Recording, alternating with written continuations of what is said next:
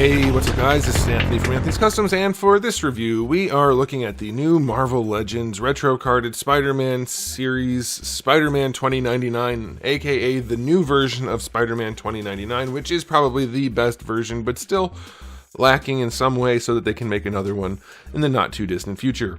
But yeah, this figure is surprisingly good for being mediocre. Like for Hasbro, for Marvel Legends, it's surprisingly good. So there's some good stuff going on for sure. So let's go ahead and get him off the stand and take a closer look.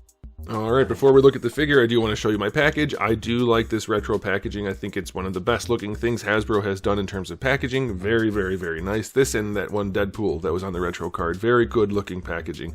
The figure actually matches the artwork fairly well this time, other than the cape, which we'll talk about in the accessory portion. But yeah, this is a nice looking package. If you are into this sort of thing, you win. And do you want me to review all of these guys? I have this one and this one. I don't think I have this one or this one, because I could not care less about those. I didn't know those existed at all. So let me know, but I'll review this one and this one for sure. Okay, alright, let's get rid of that, we don't care. Alright, this guy's in stock at Big Bad Toy Store. If you want one, I'll put a link in the description below. You can get it down there. He stands about 6 and, I don't know, 3/8, right around there, a little bit short of 6.5. And that's going to be about 16.3 centimeters. Here he is up against Darwin.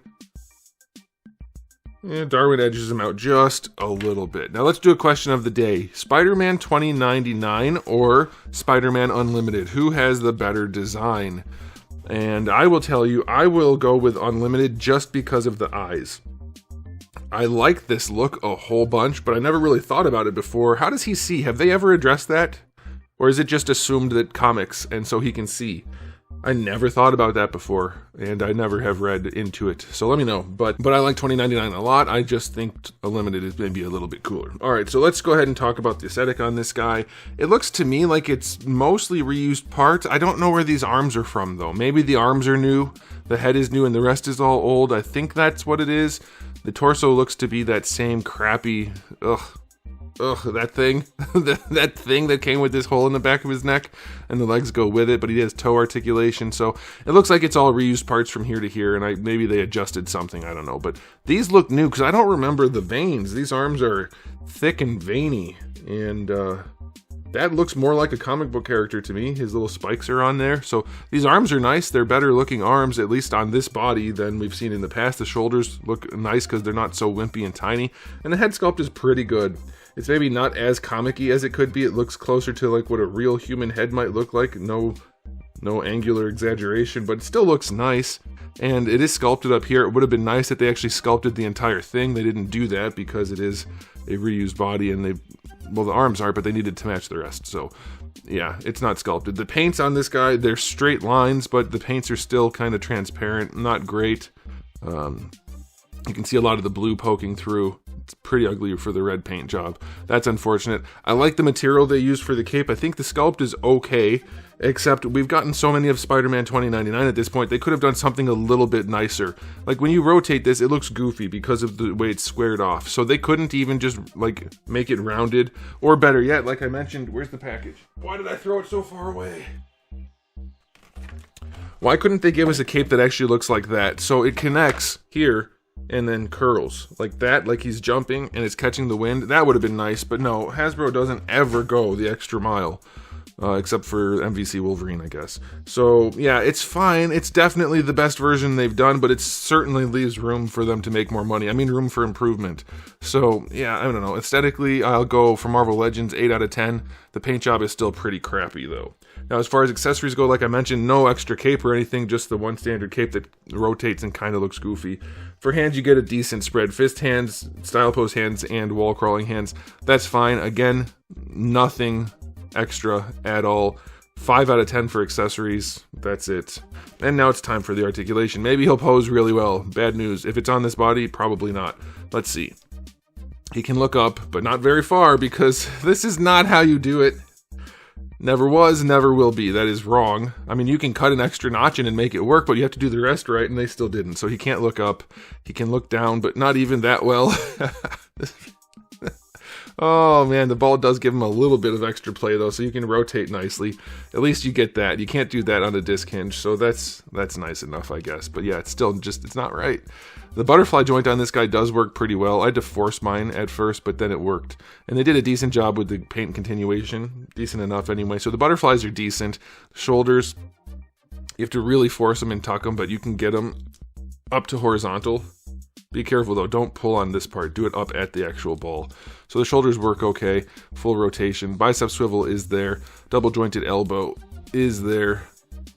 Maybe these are, yeah, they did a revision of this body with the pinless legs. So I think these are just the standard leg that they've been using forever at this point.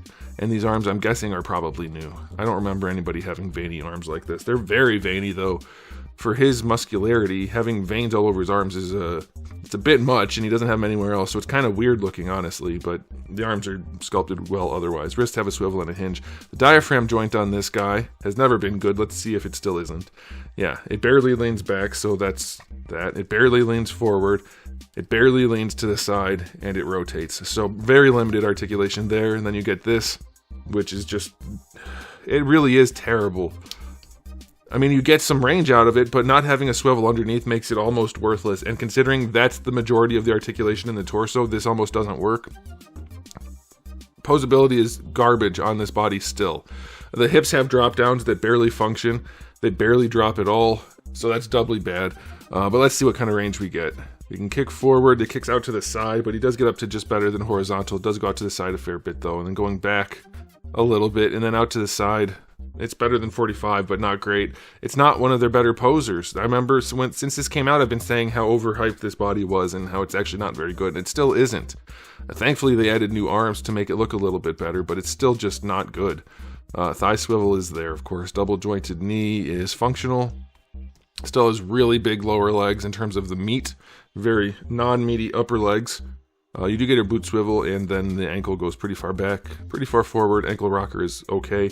Toe hinge, it's well sculpted, well placed. It's not super stiff, but that's a good toe hinge, so I'll give him that.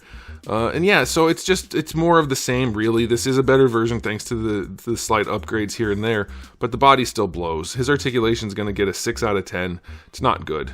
It still doesn't look good. It doesn't pose well, and the upgrades are nice, and it is the best version of this figure, but it's not making it a new figure. That's for sure. If you don't have a 2099 or don't really care for the older ones, this one's definitely an upgrade, to be clear.